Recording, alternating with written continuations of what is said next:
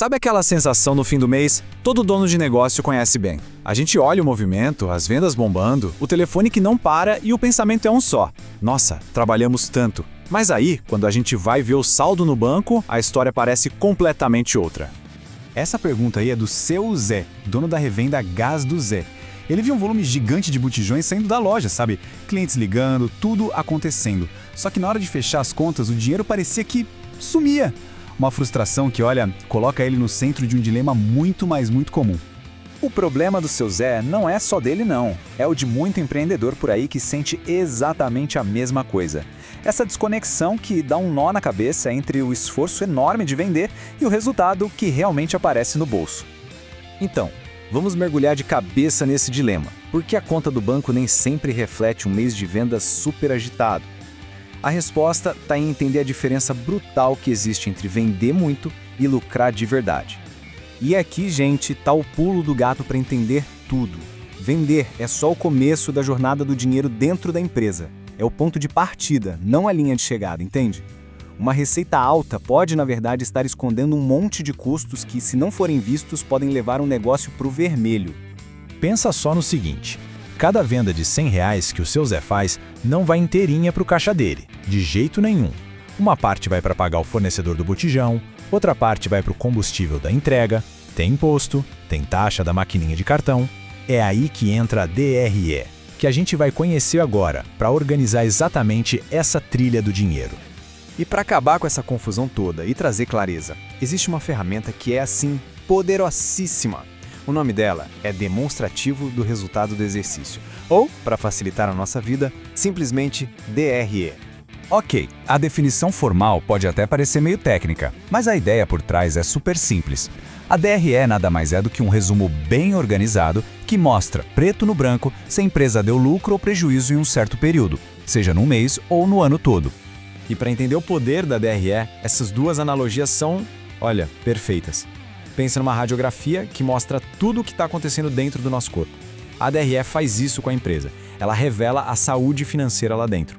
E, ao mesmo tempo, funciona como um GPS, que aponta o melhor caminho para chegar na estabilidade, ajudando a tomar as decisões certas. Agora, atenção, porque para entender DRE de verdade, a gente precisa sacar uma diferença que é fundamental. Olhar só para o saldo do banco é o que a gente chama de regime de caixa. Já a DRE usa outra lógica, o regime de competência. Nela, uma venda feita no cartão de crédito, por exemplo, é registrada no dia em que ela aconteceu, mesmo que o dinheiro só vá cair na conta 30 dias depois. Isso cria uma foto muito mais fiel do desempenho real do negócio. Certo. Entendido isso, vamos fazer uma coisa legal agora.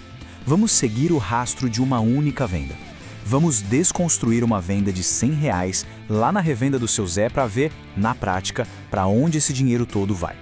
Bom, tudo começa com os R$100 da receita bruta. Na largada, a gente já tira as deduções, como impostos e taxas, o que nos deixa com R$ 89,60 de receita líquida. Logo depois, a gente subtrai os custos que estão diretamente ligados àquela venda, tipo o preço do botijão e o combustível da entrega, que no nosso exemplo somam R$ 84,00. O que sobra no final? R$ 5,60. Esse valor tem um nome, margem de contribuição.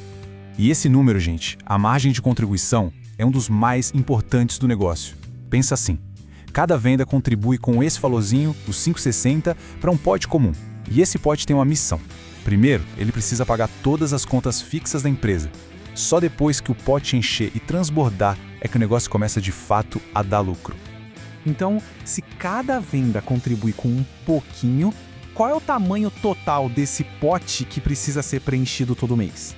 É hora da gente sair da análise de uma venda só e olhar o quadro geral da empresa.